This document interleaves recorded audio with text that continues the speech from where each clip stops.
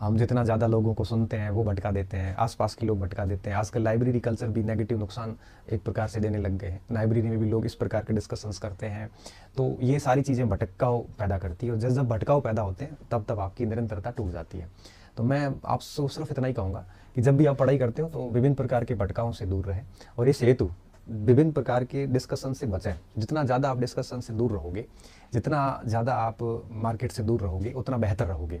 यकीन मानिए, आप 6-7 महीने, 8 महीने, 10 महीने अगर ये सोशल मीडिया से दूर हो जाते हैं, या ये नकारात्मक लोगों से अगर दूर हो जाते हैं, तो कोई फ़र्क नहीं पड़ेगा ना, आप कुछ भी नुकसान नहीं होने वाला है। बेहतर ये है कि आप उनसे दूर हो जाइए और इस भटकाव से बचिए। पहली बात तो ये है। दूसरी बात ये होती है कि आपके लक्ष्य तय नहीं होते हैं, है ना। मैं देखता हूँ कई बार बच्चे मेरे पास पूछते हैं, सर अध्यापक की करें कि सेकंड ग्रेड की करें कि फर्स्ट ग्रेड की करें, कि आखिर किसकी प्रिपरेशन करें। तो 3-3 परीक्षाओं में भटके हुए कई महीनों तक हम पढ़ नहीं पाते हैं। तो बेहतर ये होता है कि आप देख लीजिए भाई, आप पाठ्यक्रम देखिए, अगर आपके लिए बड़ा फेवरेबल पाठ्यक्रम है, आपने पहले कौन से अटेम्प्ट लिए हैं, है ना, इन सारी चीज़ों को देखते हुए आपकी जो काबिलियत है या आपको कौन सा ठीक लग रहा है, ये सब सोच के फटाफट एक डिसीजन ले लीजिए, है ना। एक निर्णय लेने के बाद में आप अगर बैठोगे ना, तो फिर क्या टाइम मैनेजमेंट भी हो जाता है, सारी चीज़ें हो जाती है। हम मोस्टली क्या करते हैं ना, पाठ्यक्रम हमारे पास में, हमें पता भी नहीं होता कि हमें एग्जाम कौन सी की तैयारी करनी। सबसे अधिक प्रश्न मेरे पास ये आता है कि किस एग्जाम की तैयारी करनी। फिर जब एग्जाम लक्ष्य तय हो जाते हैं, उसके बाद कई सारी चीज़ें सुलझ जाती है। तो लक्ष्य तय होने के बाद में आप जो है वो आपकी उस रिलेटेड आपकी पाठ्य सामग्री का चयन कीजिए, और इस हेतु आप बिल्कुल कंफ्यूज ना हो कि क्या पढ़ना चाहिए क्या नहीं पढ़ना चाहिए। 2-4-5 लोगों को सुन लो, और उसके बाद में एक लिस्ट बना के और उसके अनुरूप पूरी पाठ्य वस्तु लाइए, और उसके ऊपर आप बैठ के तैयारी शुरू कर दीजिए। देखो शिक्षक क्या कर सकता है, हम लोग क्या कर सकते हैं। हम ये कर सकते हैं कि जो आपकी मंजिल है, अब शिक्षक मंजिल तक नहीं पहुंचा सकता, शिक्षक आपकी मंजिल का रास्ता तय कर सकता है, मतलब आपको राह दिखा सकता है। उस राह के ऊपर चलकर आप मंजिल तक पहुंच सकते हो। हमारा काम सिर्फ इतना ही है। एक व्यक्ति हुए थे, थॉमस कैरुदर्स करके, है ना। थॉमस कैरुदर्स हुए थे, उन्होंने कहा था कि शिक्षक वह है जो धीरे धीरे अपनी ज़रूरत को ख़त्म कर दे। शिक्षक उसे कहते हैं जो अपनी ज़रूरत को ख़त्म कर दे। इसका तात्पर्य ये होता है कि आपको मेरी ज़रूरत हो रही हो कि रास्ता बताने के लिए, या पेपर कैसे करना है, या कौन सी पुस्तक पढ़नी है। मैं चाहता हूं कि आपको इस लेवल की मैच्योरिटी आप में हो, आप हम लोगों से सीखने के बाद, आप अपनी परिस्थितियों से सीखने के बाद इस लेवल के मैच्योर हो जाओ कि आपको हमारी ज़रूरत ना रहे।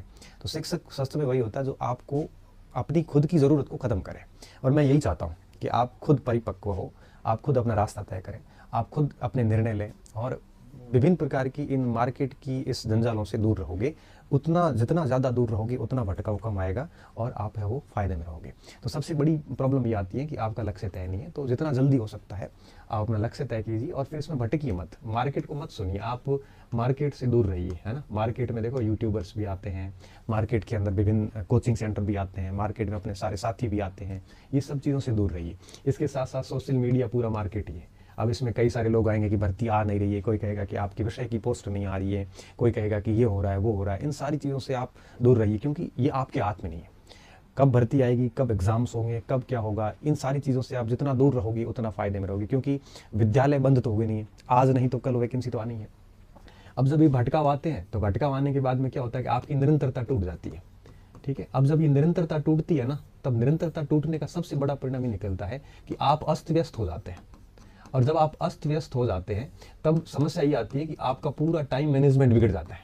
और जब आपका टाइम मैनेजमेंट बिगड़ जाता है, तब आप में नीरसता आ जाती है ना, नीरसता आ जाती है। और सबसे बड़ी समस्या ये आती है कि मनोबल गिर जाता है, और आपको अपने ऊपर ही क्रोध आना शुरू हो जाता है ना। मनोबल गिरता है, निरसता आ जाती है, कोई उत्साह जैसी स्थितियां उत्पन्न होती नहीं है। तो बेहतर सबसे बढ़िया ऑप्शन ये होता है कि आप अपनी निरंतरता को बनाए रखें, और इस हेतु सबसे बढ़िया काम ये होता है कि आप अपना टारगेट सेट करें, अपनी पाठ्य सामग्री सेट करें, और उसके बाद में आप अपने आप को हमेशा से बाउंड रखें। आप रात को सोते वक्त हमेशा से ये तय कर लें कि कल क्या टारगेट है और आपको कल क्या चीज़ें पूरी करनी है। जिससे जैसे ही आपने तय कर लिया कि भाई कल मुझे ये 5 टॉपिक पूरे दिन में करने हैं, तो फिर पूरा दिन उन टॉपिक्स को करते रहिए। आप ना आगे के कल के बारे में सोचें, ना आप पीछे के कल के बारे में सोचें। आप केवल और केवल अपना एक दिन का जो टारगेट आपने लिया है, उस टारगेट को पूरा करने में लगाएं, है ना। जिस तरह से आप डेली इसी तरह से टारगेट के रूप में चलते रहोगे, तो निश्चित तौर पे ये निरंतरता कभी नहीं टूटेगी। ठीक है, बीच बीच में ऐसे अप्स एंड डाउन आते हैं, अप्स डाउन आने भी चाहिए, क्योंकि जब अप्स आते हैं और डाउन्स आते हैं, दोनों अच्छी स्थितियाँ हैं। अगर आप दोनों एक्सट्रीम कंडीशन में, मान लो कि कई बच्चे ऐसे होते हैं जिनको ये मान लिया जाता है कि मेरा सिलेक्शन नहीं होता, मेरा नहीं होगा, तो भी बहुत खतरनाक स्थिति है, इसमें आप बहुत ज़्यादा डिप्रेस्ड हो जाओगे। अगर कोई ऐसे व्यक्ति हैं जो ये मान लेते हैं कि नहीं मेरा तो कन्फर्म सिलेक्शन है, ये अति भी बहुत ख़राब है। क्यों? क्योंकि ये फिर ओवर कॉन्फिडेंट में गलतियाँ ज़्यादा हो जाती हैं। बीच की स्थिति आपकी हमेशा रहनी चाहिए, कभी ये लगना चाहिए कि नहीं हो रहा है, कभी लगना चाहिए कि मेरा हो जाएगा। और इस स्थिति में रेगुलर आप है वो कितना भी कहीं पर भी बिजी हो, अपने 5-7 घंटे डेली निकालिए, मतलब निकालने हैं आपको, है ना। तो इससे क्या होगा कि आपकी कंटिन्यू एक कंसिस्टेंसी के साथ बनी रहेगी, और ये सबसे बढ़िया बात होती है।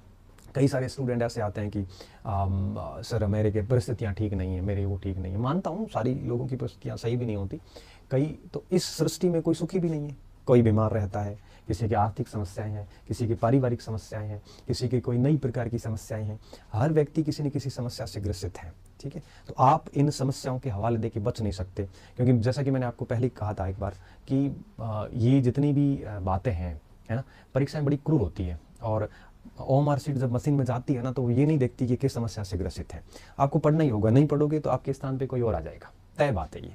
आप कभी भी ये कह के बच नहीं सकते कि भाई मेरी हालात ठीक नहीं है, हालात तो कईयों के ठीक नहीं है, पढ़ना ही होगा। कुछ जैसे आता है कि भाई महिलाएं कहती है कि हम गृहिणी हैं, हमें टाइम नहीं मिलता, तो कोई कहता है, कोई तो ये कहते हैं सर हम अध्यापक लगे हुए हैं, कहीं लगे हुए हैं, गवर्नमेंट जॉब में हैं, हम कैसे टाइम मैनेज करें। आप गवर्नमेंट जॉब में आपको टाइम क्यों मैनेज करना है? आप तो टाइम निकालना पड़ता है, आपको टाइम मिलेगा थोड़ी ना। टाइम निकालिए, और अगर चाहते हो कि भाई हम करियर में प्रोग्रेस करें तो आप डेफिनेटली पढ़िए, अगर आपको लगता है तो, अदरवाइज ज़रूरत नहीं होती उसकी, है ना। तो बढ़िया तरीके से मेहनत करिए, नियमितता लगातार बनाइए, और डेली रूटीन का ध्यान रखिए। जिस दिन आपका रूटीन टूट गया, है ना, रूटीन का बना रहना बहुत ज़रूरी होता है। हर दिन आप मन भी नहीं है ना तो भी कुछ न कुछ पढ़ते रहिए। रूटीन टूटने के बाद आपको मोटिवेशन की आवश्यकता रहती है, और ये मोटिवेशन थोड़ी देर तक रहते हैं, उसके बाद में ये मोटिवेशन ख़त्म हो जाते हैं। अभी प्रेरणा जो है वो तभी आवश्यकता होती है जब रूटीन नहीं रहते। जब आपके अंदर रूटीन है तो अब मोटिवेशन की ज़रूरत पड़ती नहीं है। तो बेसिकली प्रयास ये कीजिए कि आप अपना रूटीन हमेशा बनाए रखें, हर दिन 4-5 घंटे 6 घंटे जो आपकी स्ट्रेटजी है उसके अकॉर्डिंग कंटिन्यू चलते रहें। बाकी बहाने बनाने के लिए कोई ज़्यादा प्रयास नहीं करने पड़ते, वो आप आराम से बना सकते हैं, कोई दिक्कत नहीं है।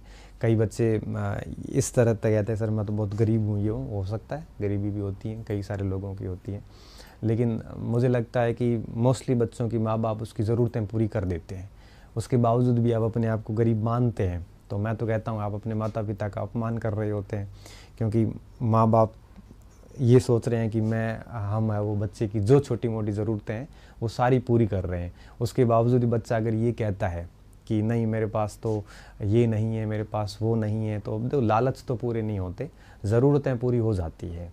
और माँ बाप जितना भी आपको कुछ देते हैं तो उसके बाद आप ऐसे गरीब कह के उनको, मुझे लगता है कि उनका आपको अपमान नहीं करना चाहिए। हर व्यक्ति अपने आप में उतना होता है कि उसकी ज़रूरतें पूरी हो जाती हैं। कुछ बच्चे वाकई में गरीब होते हैं जिनके माँ बाप किसी के होते भी नहीं हैं, तो ऐसी स्थिति में कई बार वो खुद मजदूरी करके भी पढ़ते हैं। लेकिन ऐसे बच्चे कभी भी चिल्लाते नहीं हैं कि हम गरीब हैं, वो अपना खुददारी बहुत होती है उनमें, और वो अपना काम स्वतः कर लेते हैं। ये गरीबी का अगर आप ऐसे करते हो तो ये बहुत गलत है, मैं मानता हूँ। और सारे व्यक्तियों की समस्याएं होती है, आप उनके लिए भी इस तरह से निरर्थक रूप से परेशान ना हो तो बेहतर है। तो कोशिश ये कीजिए कि निरंतर पढ़िए और मार्केट से दूर रहिए, जितना आप दुनियादारी से दूर रहोगे। क्योंकि हर दिन मुझे एक शब्द सुनने को ज़रूर मिलता है कि सर मैंने ये सुना है, सर कोई ये कह रहा है, सर ये मार्केट में ये चल रहा है। आप क्यों इनकी बातों में आ रहे हो? ये कोई आरपीएससी है नहीं, ये कोई बोर्ड के अध्यक्ष तो है नहीं, ये कोई मुख्यमंत्री है नहीं, किसी को कुछ पता होता नहीं है। वो हर व्यक्ति अपने अपने विचार रखता है, हम भी अपने विचार ही रखते हैं। फिर आप उन लोगों की सुन के आप खुद को प्रभावित कर रहे हो। और मैं मानता हूँ कि जो व्यक्ति मार्केट से प्रभावित होता है वो सफल हो नहीं पाते। क्यों? क्योंकि उसको भटकाने वाले 1000 लोग आएंगे।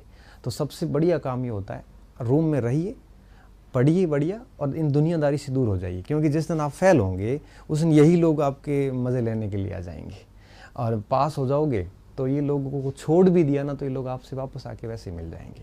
तो आप बेहतर ये होगा कि आप इस तरह से काम कीजिए। बाकी आपके सोचने से, आपके बहुत ज़्यादा परेशान होने से किसी को कोई मतलब नहीं है। आप बिना फालतू बिल्कुल परेशान ना हो। चुनावी साल है, सारी वैकेंसीज आएगी, फर्स्ट ग्रेड की आएगी, सेकंड ग्रेड भी आएगी, अध्यापक की भी आएगी, प्रोफेसर की चल रही है, आगे एक एसआई की वैकेंसी भी आएगी, और आरपीएससी जो है वो सारी वैकेंसी जारी करेगी, और सब में अच्छी खासी पोस्ट वगैरह है। और मार्केट के ट्वीट्स वगैरह देख के अगर आप प्रभावित हो रहे हैं तो उसका कोई इलाज नहीं है, ठीक है। ये सारी बातें थी। मैं समझता हूँ कि पढ़ाई की निरंतरता हो या उत्साह हो या आत्मविश्वास हो, ये सारी चीज़ें एक दूसरे से बड़ी रिलेटेड होती है। आप जितने अंदर से कमज़ोर होंगे, जितने अपरिपक्व होंगे, उतनी आपकी पढ़ाई निरंतरता कभी पकड़ नहीं पाएगी। बेस्ट ऑप्शन यही होता है कि आप दुनियादारी से दूर रहें, सोशल मीडिया से दूर रहें, ऐसे क्रांतिकारियों से दूर रहें, और ये यूट्यूबर्स, टेलीग्राम, व्हाट्सएप वगैरह, ये सब आपके जो डाइवर्ट करने के जो माध्यम हैं, इनसे दूर रहें। कम से कम लोगों को सुनें और अधिकतम पढ़ाई करोगे तो आपको कोई भटकाएगा नहीं, और भटकोगे नहीं तो निरंतरता कभी खंडित नहीं होती है। निरंतरता का सीधा जुड़ाव भटकाव से है। आपको कोई भी आके भटका के चला जाता है। मैंने इतना कह दिया, लेकिन थोड़ी देर बाद कहोगे नहीं सर वो ये कह रहा है, वो ये कह रहा है, फिर ऐसे करोगे तो आप मार्केट के अंदर एक कस्टमर बन के रह जाओगे। तो इन चीज़ों को आप ध्यान रखिए और थोड़े से मैच्योर बनिए, है ना, परिपक्व बनिए, अपने निर्णय खुद लीजिए और थोड़ा सा लॉजिकली सोचिए। अगर कोई कह रहा है कि मुझे अच्छे से याद है कि फरवरी मार्च में कुछ यूट्यूबर्स जुलाई में फर्स्ट ग्रेड की परीक्षा करवा रहे थे, अभी वही यूट्यूबर्स वापस ऑनलाइन लाइव आए हैं। अब वो कह रहे हैं कि आज सितंबर में 15 दिन में भर्ती आ जाएगी, फिर परीक्षा हो जाएगी, फिर आगे और ये कहेंगे। तो इन क्रांतिकारियों से कृपया करके आप दूर रहें। ये लोग इसी तरह से करते रहेंगे। आप अपनी पढ़ाई पे ध्यान दीजिए और मैं चाहता हूँ कि आप सिलेबस पूरा कीजिए। एक दिन मेरे पास एक स्टूडेंट का कॉल आता है, बोले सर फर्स्ट ग्रेड की परीक्षा हो जाए, कब आएगी, भर्ती तो आ ही नहीं रही है वगैरह। मैंने कहा आ जाएगी। आपने सिलेबस पढ़ लिया? तो कि नहीं मेरे तो अभी 3 यूनिट हुई है। अब 3 यूनिट हुई है मतलब 60% सिलेबस बाकी पड़ा है, और टेंशन इस बात की है कि एग्ज़ाम नहीं हो रहा है। टेंशन इस बात की है कि एग्ज़ाम नहीं हो रहा। तो मैंने कहा अगर मान लो आज भर्ती आ जाए और जनवरी में परीक्षा हो जाए तो सर मैं फेल हो जाऊंगा। तो जब जनवरी में फेल होने की स्थिति है तो कोशिश ये करो कि आप है वो अपना कोर्स पूरा कीजिए। आप क्यों इस चीज़ों में फंसे हुए हो? जिस दिन होना है उस दिन हो जाएगा सिलेक्शन। बेस्ट ऑप्शन ये है कि आप अपने आप को तराशते जाइए, तब जाके बात का कुछ आनंद है। अन्यथा आप इन क्रांतिकारियों के चक्कर में अपना समय ख़राब करोगे और कुछ भी नहीं है। तो बहुत गज़ब मेहनत कीजिए। और कई बार एक बच्चे नियमितता टूटने का एक कारण और भी बताते हैं कि सर हमें याद नहीं होता, पढ़ा खूब है लेकिन याद नहीं होता। अब देखो याद नहीं होता, याद हम कंप्यूटर तो है नहीं कि एक बार पढ़ने से सारी चीज़ें याद हो जाए। ना आपसे होती, ना मेरे से होती, किसी से भी नहीं होती। याद करने की भी एक बेसिक पैटर्न होता है। पैटर्न क्या होता है? सबसे पहले हम टॉपिक को समझते हैं, पढ़ते हैं अच्छे से पढ़ते पढ़ते हम उसको समझते हैं कि वो बिंदु कहना क्या चाह रहा है। समझने के बाद में हम उसको शॉर्ट में लिख लेते हैं, साइड में लिखते हैं या अपनी कॉपी में लिख लेते हैं। अब उसको कॉपी में लिखने के बाद में फिर उसका 1-2 बार अभ्यास करते हैं। उससे रिलेटेड जो प्रश्न आए हुए हैं पुराने, उन प्रश्नों का अध्ययन करते हैं, तब उसकी प्रकृति पता चलती है। उसके बाद में हम उसी टॉपिक को 3-4 बार रिवीजन करते हैं, फिर मनन करने की स्थिति में आते हैं। फिर मनन करते हैं, उसके बाद जाके हमारी स्थिति ये आती है कि हमें वो चीज़ें याद होनी शुरू हो जाती है। ऐसे याद होता है। अब किसी को तो ये चाहिए कि नहीं मेरे को तो एक बार में याद क्यों नहीं हुआ। अब एक बार में याद कैसे होगा? एक बार में कोई चीज़ याद नहीं होती है। आपको याद करने का एक पैटर्न फॉलो करना पड़ेगा। पहले बिंदु को समझिए कि कहना क्या चाह रहा है। कई बच्चे तो किताब को उपन्यास की तरह पढ़ते हैं, लाइन टू लाइन पढ़ते जाते हैं। अब वो लाइन टू लाइन पुस्तक को आप 1 नहीं 20 बार पढ़ लो, याद नहीं होगी। ये पैराग्राफ लिखा हुआ है, जब तक उस पैराग्राफ को पढ़ने के बाद, उन 10 पंक्तियों को पढ़ने के बाद अगर आप उसका मनन करके सार बोल नहीं पा रहे हैं, आप समझिए अभी तक आपने उसको ठीक से नहीं पढ़ा। तो एक पैराग्राफ का सार आपको पता होना चाहिए कि पैराग्राफ क्या कहना चाह रहा है। पहले ऐसे किया जाता है, फिर उसको एक ऐसे पढ़ने के बाद में जैसे उसके सारे सार समझ में आ जाते हैं, फिर उनको शॉर्ट में लिखा जाता है। शॉर्ट में लिखने के बाद में फिर क्या किया जाता है, एक बार पूरा अध्ययन किया जाता है और उसके बाद में क्या करते हैं, अभ्यास करते हैं पुराने पेपर्स का। और अभ्यास के दौरान हमें समझ में आता है कि किस टॉपिक से कैसे प्रश्न आते हैं। अभ्यास बहुत ज़रूरी होता है। बिना अभ्यास के हम पता नहीं चल पाता कि परीक्षा में प्रश्न किस टाइप का आता है। टाइप पता नहीं होती, तो फिर जब हम एग्ज़ाम में जाते हैं तो प्रश्न को देखने के बाद हम उसका उत्तर टिक नहीं कर पाते, क्योंकि हमें अंदाज़ा भी नहीं था पढ़ते वक्त कि इसका ऐसा प्रश्न आता है। फिर जब हम वापस आके देखते हैं तो हमारे वो पढ़ा हुआ होता है, लेकिन फिर भी हम गलत करके आते हैं। इसलिए अभ्यास करोगे तो आपको हर टॉपिक से किस किस टाइप के प्रश्न बन सकते हैं उसका आपको अंदाज़ा होना शुरू हो जाएगा, और फिर 4-5 बार रिवीजन हो जाते हैं, तब चीज़ें याद होनी शुरू हो जाती है। तो इस याद नहीं होने की वजह से आप अपनी निरंतरता भंग कर रहे हैं तो गलत है। आप उस पैटर्न को फॉलो कीजिए और इसी तरह से पढ़िए। समय लगेगा, डेफिनेटली लगेगा, लेकिन समय भली लगे, लेकिन चीज़ें इतनी बढ़िया तरीके से तैयार हो जाएगी कि आप बहुत आसानी से अपना सिलेबस कर लोगे और अपना सिलेक्शन जो है वो सुनिश्चित कर सकते हो। ठीक है, अब मैं आपके एक बार कमेंट देख लेता हूँ और उसके बाद में बात को हम ख़त्म करते हैं। ठीक है, जब तक ऊपर एग्ज़ाम नहीं आवे तब तक स्पीड नहीं बनती। स्पीड नहीं बनती तो कोई बात नहीं आप जब सो रहे होते हैं उस समय कोई पढ़ रहा होता है, जब आप धीरे धीरे पढ़ रहे होते हैं उस समय कोई फास्ट पढ़ रहा होता है, जब आप राजनीति कर रहे होते हो उस समय कोई राजनीति पढ़ रहा होता है ना। तो वो कोई फ़र्क नहीं पड़ता। आपको अगर नौकरी चाहिए तो स्पीड बना लो। सर मैं first grade history course join करना चाहता हूँ, रिकॉर्ड कोर्स में अपडेट होगा क्या? जी कोई अपडेट नहीं है, वही रहेगा कोर्स में, है ना। मैंने इतना कुछ दे दिया है कि उसमें अपडेट की गुंजाइश नहीं है। सर रीट पे बारे में बताइए। रीट मुझे लगता है अगली साल जून जुलाई आसपास के रीट हो जाएगी, और फर्स्ट ग्रेड की जहाँ तक रूट के अध्यापक की बात है तो वो अगले साल 25 में जनवरी फरवरी के आसपास हो सकती है। साइकोलॉजी का कोर्स अपलोड करो, पॉसिबल नहीं है। सेकंड ग्रेड ऑफलाइन बैच चल रहा है और डेली 5 क्लास देखता हूँ, 180 क्लास शेष रही, बहुत बढ़िया बात है। कॉलेज लाइब्रेरियन की सारी पात्रता पूरी करने के बाद तो कुछ नहीं है। एपी के एग्ज़ाम का मैंने बता दिया, पोस्ट के बारे में मैंने बता दिया स्टार्टिंग के अंदर ही, और कमेंट्स बहुत फास्ट है, मैं फिर भी कुछ देख पा रहा हूँ तो वो बता पा रहा हूँ। एएसआई के एग्ज़ाम के बारे में ऐसा कुछ है नहीं, अभी भी मार्केट में यही माहौल ही बना हुआ है। चलो बात को ख़त्म करते हैं और ठीक ठाक तरीके से बढ़िया तरीके से मेहनत करते जाइए। खाली टाइम है, वैकेंसी अभी आएगी, परीक्षाएं लेट हैं, तब तक मैं मानता हूँ कि आप ठीक से तैयारी करोगे तो सिलेक्शन ले लोगे।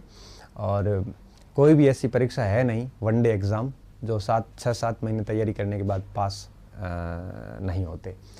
सर नींद ज़्यादा आती है, क्या करूँ नींद बेटा, बेरोज़गारी में नींद ज़्यादा आना लंबी बेरोज़गारी का सूचक है, तो नींद ज़्यादा आती है तो लेते जाओ, कोई फ़र्क नहीं पड़ेगा, क्योंकि आप नींद लोगे तभी कंपटीशन कम होगा, है ना, नहीं तो कंपटीशन बढ़ता जाएगा। विश्व इतिहास के नए वीडियो कब डालोगे और इतिहास दर्शन के कब डालोगे?